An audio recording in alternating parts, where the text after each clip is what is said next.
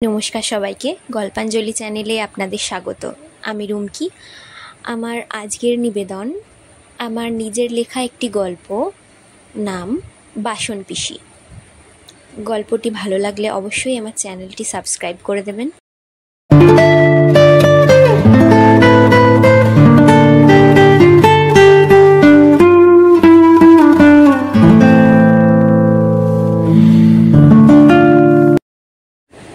বর মারা গেছে 6 মাস হয়েছে। বাসন্তীর ছেলেটা স্কুলে যাওয়া বন্ধ করে দিল। বাসন্তী প্রথমে কদিন জোর করছিল, কিন্তু মেরে ধরে ঘর থেকে বের করে দিয়েও কিছু লাভ হলো না। ইদানিং আর কিছু বলে না। তার কারণটা সবাইকে বলে, আর পারি নে গো, চেষ্টা তো কম করলাম না। ও বজ্জাত ছেলে স্কুলে পাঠালেই পালিয়ে গিয়ে গুলির আড্ডায় জুটে যায়। 6 অবধি তো পড়লো, আর কপালে নেই। এখন গোবিন্দ যেদিকে নেয় সেই দিকেই যাবে। কিন্তু ও মনে মনে জানে ওর জমানো টাকার পরিমাণ কমে আসছে। কদিন পর কি খাবে তার ঠিক নেই। এই অবস্থায় পড়াশোনার খরচ চালানো খুবই কঠিন। ওদের বাড়িটা দরমার বেড়া দিয়ে তৈরি। ওর স্বামী অরুণ এই বাড়িটা আর কটা সোনার গহনা রেখে একদিন মহাকালের পথে পাড়ি দেন। তারপর থেকে ওদের মা ছেলের জমানো টাকাতে কোনো রকম চলছে, কিন্তু সেও ফুরিয়ে এলো। 2 দিন ধরে বাসন্তীর চোখের ঘুম উড়ে গেছে। কি খাবে এরপর ওরা? আজ সকালে বাড়ির বারান্দায় বসে এইসবই ভাবছিল।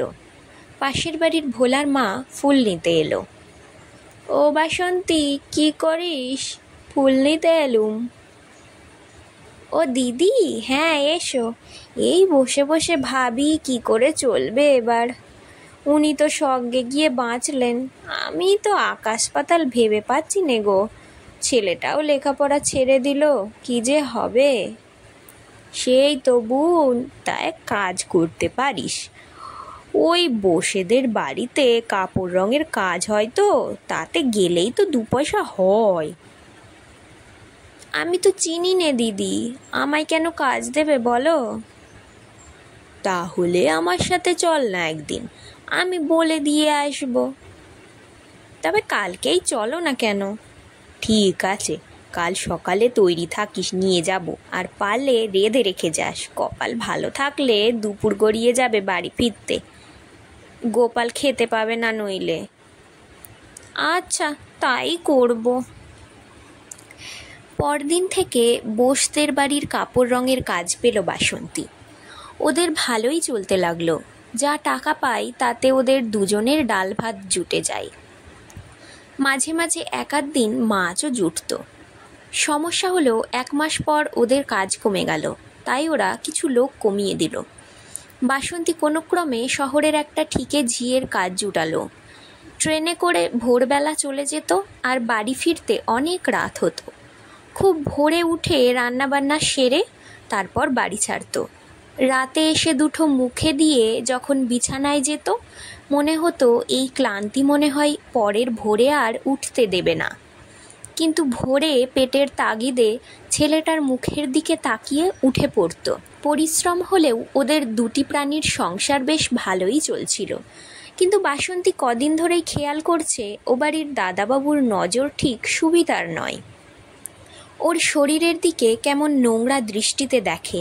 বৌদি বাড়ি না থাকলে বারবার কোনো ছুতো করে রান্নাঘরে আসে। উনি একা থাকলে ও খুব সতর্ক হয়ে কাজ করে। একদিন পাশের বাড়ির ভোলার মায়ের কাছে কথাটা পারল। কথাটা মোটেই ভালো নয় দিদি, ওর চোখের দৃষ্টি দেখলে ঘেন্নায় থুতু ফেলতে ইচ্ছে হয়। তা তো হবেই, তা মিনসেকে ধরে একদিন আচ্ছা করে ধুয়ে দিতে পারিস তো? সে তো পারি, কিন্তু ভয় হয় গো দিদি, যদি কাজটা চলে যায় ছেলেকে নিয়ে খাবো কি বলো তো? তবে সামলে রাখিস বাবু। এক কাজ কর, একটা ছুরি কিনে গাছ কোমরে গুজে রাখ। কোনো রকম বেচাল দেখলে অন্তত ইজ্জত বাঁচিয়ে পালিয়ে আসতে পারবি। আমাদের গরিবদের মান সম্মান তো ওইটুকুই, নইলে আর আছে কি বল?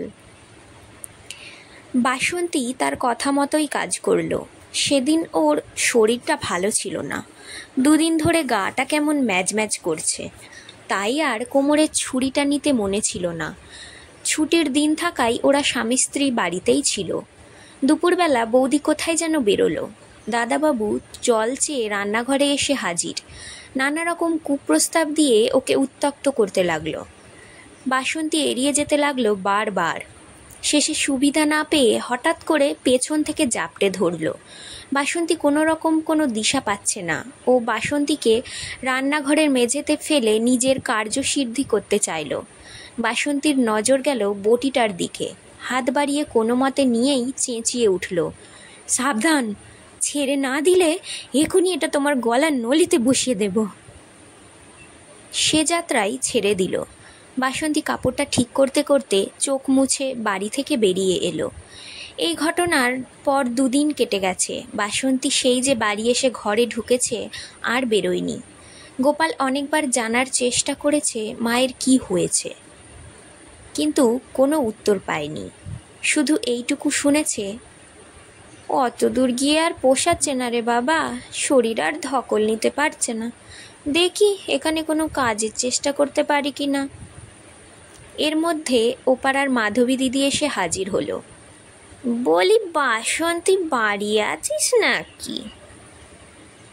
বাসন্তীর যদিও এই বউটাকে একদম ভালো লাগে না। ও শহরে গিয়ে বাজেভাবে আয় করে শুনেছে, কিন্তু বাড়ির ওপর কেউ এলে তো আর তাড়িয়ে দেওয়া চলে না। তাই অগত্যা পিঁড়ি পেতে বসতে দিল।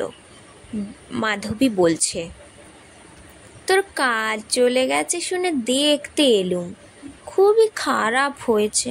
আহারে, আবার শুনছি পাড়ার নচ্ছারগুলো নাকি কুপ্রস্তাব দেয়। তা মাথার ওপর একজন না থাকলে যা হয় আর কি। কিন্তু বাসন্তীর কোনো সাড়া না পেয়ে আবার শুরু করলো, যত দোষ এই শরীরের, বুঝলি কি নে? যা তুই যা সুন্দর দেখতে, তাই ওরা ছিঁড়ে খেতে চায়। তা তুই এক কাজ কর না, এই শরীর কাজে লাগিয়েই তো ভালো থাকতে পারিস।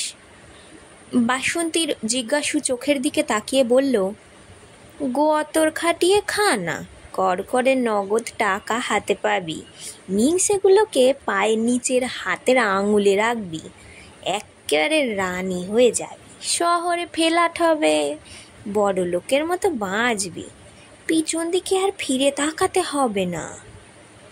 বাসন্তীর চোখ মুখ লাল হয়ে গেল।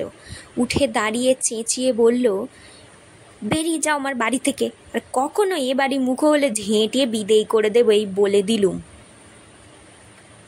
এর জন্যই বলে মানুষের ভালো করতে নেই, না খেতে পেয়ে শুকিয়ে মরছিল, এলুম একটা ভালো বুদ্ধি দিতে, তাপস হবে কেন, যা মর গে। বলতে বলতে বেরিয়ে গেল। বাসন্তীর বরের ছবিটার সামনে গিয়ে কান্নায় ভেঙে পড়ল সে। এই দিন দেখার জন্য বেঁচেছিলাম আমি, তোমার ছেলেটা না থাকলে আজ বিষ খেতাম। এই কোন বিপাকে ফেলে দিয়ে গেলে গো তুমি আমাকে।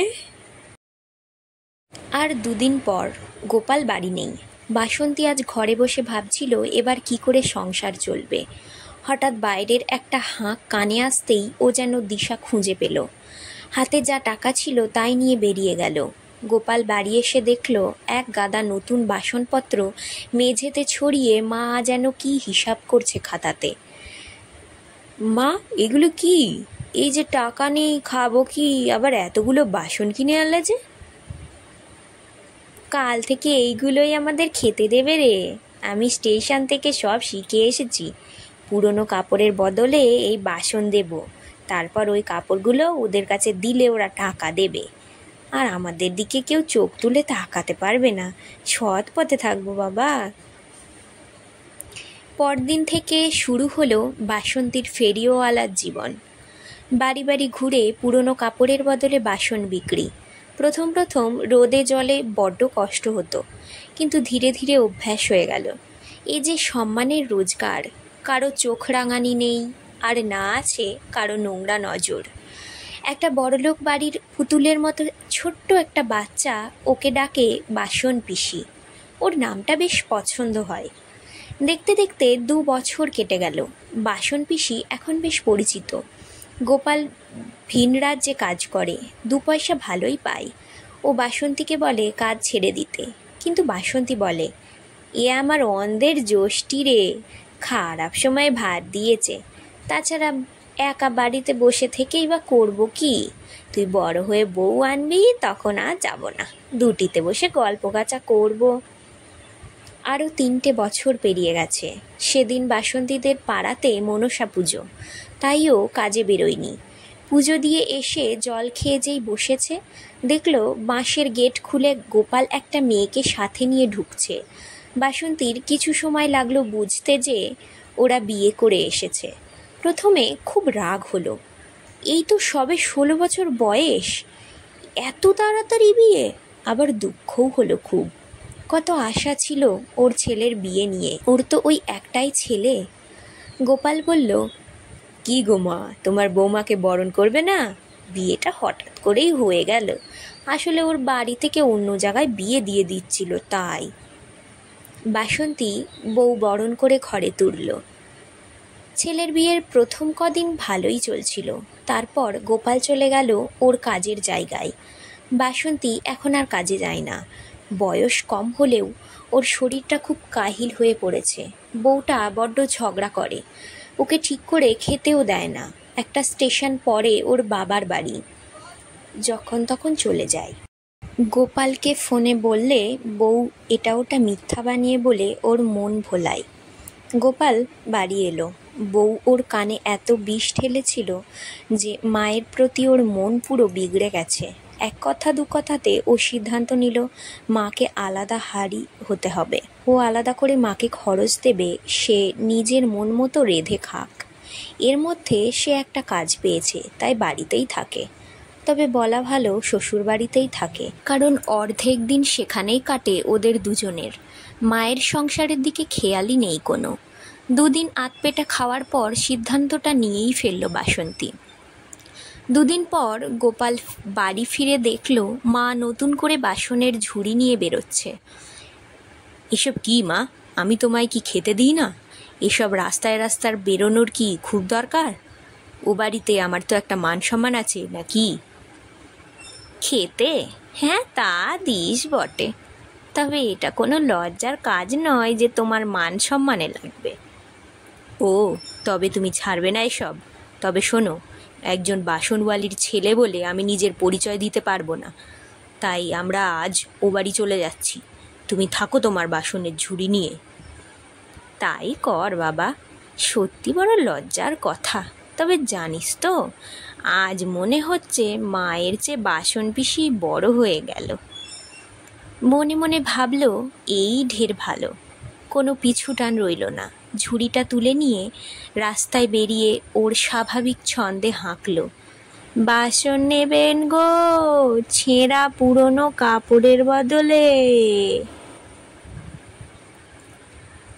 ধন্যবাদ গল্পটি শোনার জন্য। গল্পটি ভালো লাগলে একটা লাইক দিয়ে যেতে ভুলবেন না, আর আমার চ্যানেল গল্পাঞ্জলিকে সাবস্ক্রাইব করে আমার পাশে থাকবেন। ধন্যবাদ, ভালো থাকবেন সবাই।